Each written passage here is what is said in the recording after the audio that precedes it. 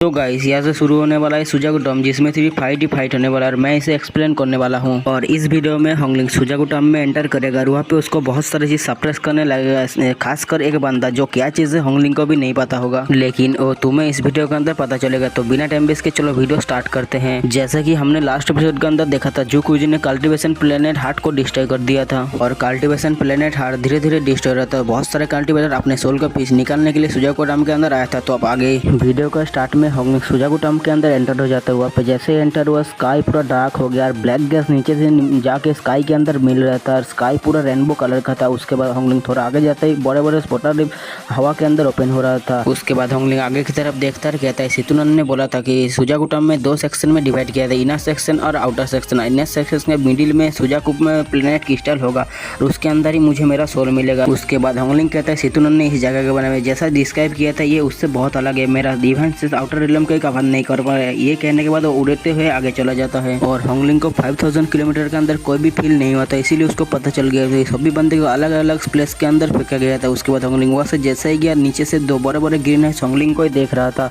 उसके बाद वो डिसअपेयर हो जाता है। होंगलिंग बहुत फास्ट उड़ रहा था लेकिन वो सडनली रुक जाता है और वहाँ से हट जाता है। जैसे ही हटा तो उसका सामने एक ब्लू फ्लेम का पिलर खड़ा हो जाता है और जो बहुत ज़्यादा थिकनेस था और उसके बाद उसका टेम्परेचर भी बहुत अचानक से बहुत ही ज़्यादा हाई हो गया और वहाँ पे अचानक से बहुत सारा ब्लैक गैस आ जाता है और ब्लैक गैस उस ब्लू फ्लेम के अंदर जा रहा था, उसे टेंटिकल टाइप लाइफ मार रहा था। इसीलिए होंगलिंग बिना टाइम वेस्ट किए अपना सेलेस्टियल स्वॉर्ड निकालता है, वहाँ से एक सेलेस्टियल अटैक लगा देता है उसके ऊपर और ये देखने के बाद ब्लू फ्लेम एक सील बना देता है अपने आप को बचाने के लिए। लेकिन जैसे ही स्वॉर्ड एनर्जी उसके अंदर टकरा है तो स्वॉर्ड एनर्जी थोड़ा सा सिंक हो जाता है और उस ब्लू फ्लेम के अंदर एक होल हो जाता है, उसके अंदर बहुत सारा ब्लैक गैस निकल रहा था। उसके बाद वो ब्लैक गैस एक ब्लू फ्लेम चाइल्ड के अंदर डिवोर हो जाता है। डिवोर होने के बाद वो एक चाइल्ड का रूप ले लेता है जो एक 8-9 साल का चाइल्ड दिख रहा था। उसके बाद होंगलिंग की तरफ एक हैप्पी स्माइल देता है, बोलते हैं डोंट प्ले विथ मी। इसे देखने के बाद होंगलिंग को भी पता चल चुका था कि ये एक फायर फिश है, इसीलिए होंगलिंग कहता है भागो यहाँ से। उसके बाद वो भी वहाँ से निकल जाता है। होंगलिंग थोड़ा आगे आते ही अपने आप को टेलीपोर्ट कर लेता है 10,000 किलोमीटर दूर। इसे देख के उस चाइल्ड को बहुत ही ज्यादा गुस्सा आ रहा था लेकिन उसका स्पीड होंगलिंग से ज्यादा नहीं था, इसीलिए उसके जमीन के नीचे से होंगलिंग के ऊपर पीछा कर रहा था। इसे देख के होंगलिंग को बहुत ही ज्यादा गुस्सा आ रहा था। होंगलिंग कहता है तुम मरना चाहते हो। इसके बाद वो अपना सेलेस्टियल स्वॉर्ड निकलता है, वहाँ से एक बहुत ही बड़ा स्लैश अटैक उस चाइल्ड के ऊपर लगा देता है। होंगलिंग का स्लैश अटैक उस चाइल्ड के अंदर लगता है, वो ब्लैक गैस के अंदर डिवोर हो जाता है। उसके बाद होंगलिंग सोच रहा था कि वो मर गया है लेकिन थोड़ी देर बाद उस ब्लैक गैस दोबारा से उस चाइल्ड का रूप लेता है। इसीलिए होंगलिंग को पता चल चुका था कि ये कोई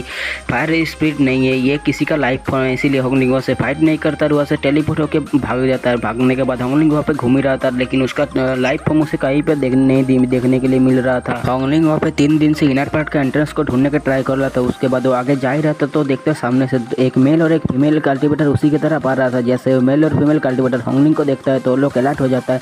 ये देखने के बाद होंगलिंग अपना कल्टिवेशन को हाइड कर लेता है। अब होंगलिंग को ऐसा लग रहा था कि वो सोल फॉर्मेशन के अंदर है, इसीलिए वो दोनों बंदे जब अपना डिफेंस से होंगलिंग को स्कैन करता है तो उनको भी राहत की सांस मिलता है कि होंगलिंग ज्यादा पावरफुल नहीं है। होंगलिंग जब उस बंदे को देख रहा था तो वो जो दोनों कल्टिवेटर तो ज्यादा ओल्ड नहीं थे, वो यंग जैसा था। उसके माथे के अंदर एक स्पिरिचुअल सील था, मतलब वो कोई सेक का लग रहा था और वो जो बंदा बहुत ही जल्द इसके अंदर आ गया था क्योंकि वो सुजाकू कंट्री का बहुत ही पास था।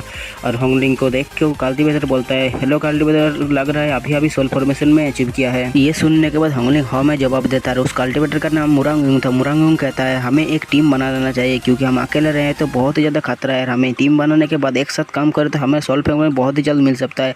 होंगलिंग उसके बात सुन के कहता है तो तुम्हें बहुत ही ज़्यादा कॉन्फिडेंस है कि तुम्हारा सोल फॉर्मेशन मिल सकता है। तो उसके मुरांगयुंग कहता है मैंने 2 कल्टिवेटर को सोल ट्रांसफॉर्मेशन का कल्टिवेटर को जाते हुए देखा था इनर सेक्शन के अंदर टॉम के अंदर। उसके अंदर जाने के बाद एक कल्टिवेटर तो वहीं पे जान से मारा गया। मैं इनर सेक्शन रास्ते के अंदर खड़ा ही हुआ था, मैंने देखा कि बहुत सारे कल्टिवेटर सोल ट्रांसफॉर्मेशन का और 8 लिव समन उसके अंदर जाने का ट्राई कर रहा था लेकिन जैसे वो जा रहा था तो मिस्टीरियस एक पावर आके उन सभी को मार रहा था। सिर्फ एक सोल ट्रांसफॉर्मेशन वहाँ से बच के नीचे जा पाया।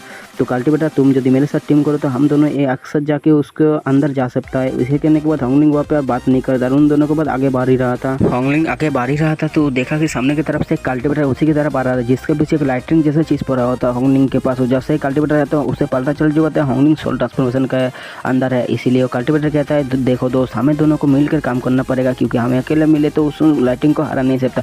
लेकिन जैसे ही वो लाइटनिंग होंगलिंग के पास आया तो मुरांगयुंग को देख के वो लाइटनिंग वहाँ से भाग जाता है। होंगलिंग को पता चल चुका था मुरांगयुंग कोई आम कल्टिवेटर नहीं है। इसके बाद वो बात नहीं करता, आगे की तरफ जा रहा था। ये लोग बहुत तेजी से आगे नहीं जा पा रहा था, इसीलिए वो कल्टिवेटर मुरांगयुंग को अपने पावर से खींचता है अपने तरफ और उसके बाद तेजी से निकल जाता है। वो कहता है होंगलिंग तुम उस लड़की को लेके आओ। इसीलिए होंगलिंग उस लड़की को पकड़ता है अपने पावर से बहुत तेज़ी से लेके जा रहा था।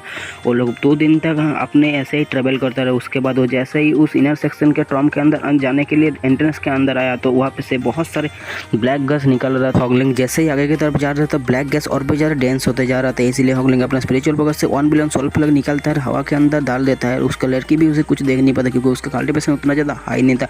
उसके बाद वो सामने की तरफ जा रहा था, उसे एक पहाड़ जैसा चीज़ देखने के लिए मिला। उसके ऊपर एक प्लेटफॉर्म था, उसके अंदर एक अल्ट्रा टैप बना हुआ था।